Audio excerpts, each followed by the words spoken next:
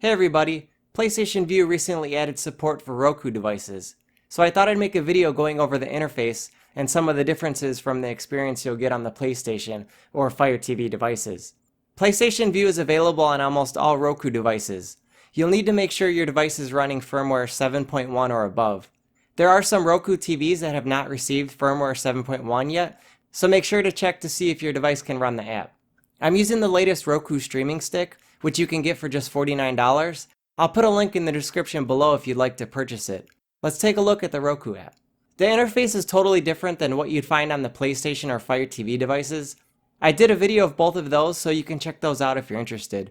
The app boots up fairly quickly, the streaming stick connects via Wi-Fi only, and your experience may be limited by your internet connection. I have 30 megabits down through Comcast, although Sony recommends only 10 megabits down for the best experience, and an additional 5 megabits down for every additional stream. And you can stream on up to 5 devices at the same time. So the interface is pretty bare bones compared to what you'll find on the PlayStation and Fire TV. On those devices, it'll begin playing live TV in the background when you first start the app. Here you get a grid of thumbnails.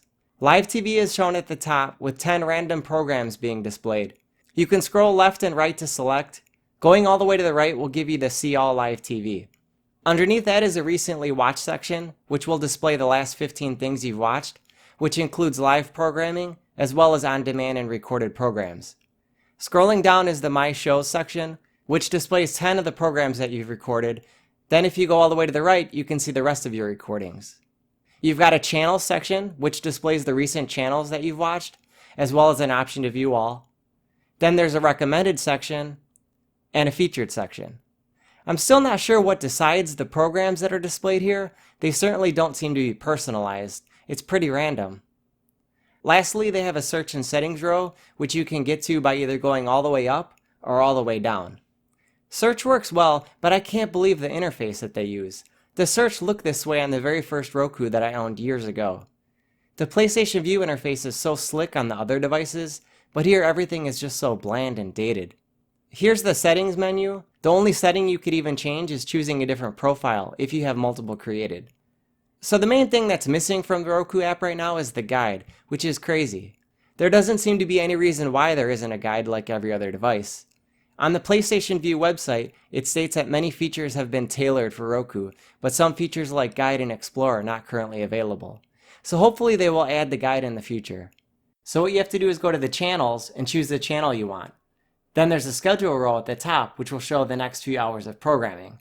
There's no way to browse multiple channels though. You'd have to back out and select the next channel. It's not ideal, and for someone that's dropping cable to go to Vue, this might be a big adjustment. And there's not even a clock anywhere to be found, so you won't know how far into an episode you'll be until you start playing it. You can also press the Options or asterisk button to bring up a pop-up menu, which will give you more options for a program. You can view the episode details, play, or add the program to My Shows. Live programs just seem to be randomly shown, not organized by channel or category. With the guide on the PlayStation and Fire TV, live TV is displayed by channel alphabetically, so it's much easier to browse. The lack of the guide makes this feel just like another streaming service, but with the interface found on the other devices, Vue seems more like a traditional cable or satellite if you want to just turn on the TV and see what there is to watch for the night. It's not something that personally bothers me, but I could see how it would turn off someone who's been using a DVR for 10 or 15 years. So everything about the interface is pretty bare bones, but it's super fast, especially when comparing it to the Fire TV stick, which has the worst performance of any device that you can use with PlayStation Vue. Choosing something to watch is quick, there's a short buffer, and then it begins playing. Picture quality is fantastic though, and this will actually play back in 60 frames per second, just like the PS4. The Fire TV and Fire TV stick currently only play back in 30 frames per second, so sports will look better on the Roku.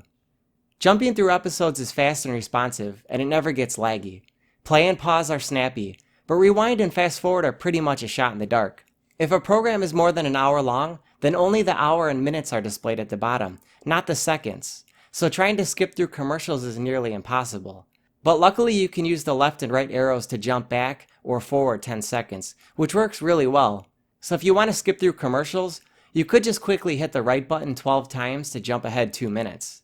One thing that's odd though is when you hit the right or left button, it'll jump 10 seconds, but then it will pause.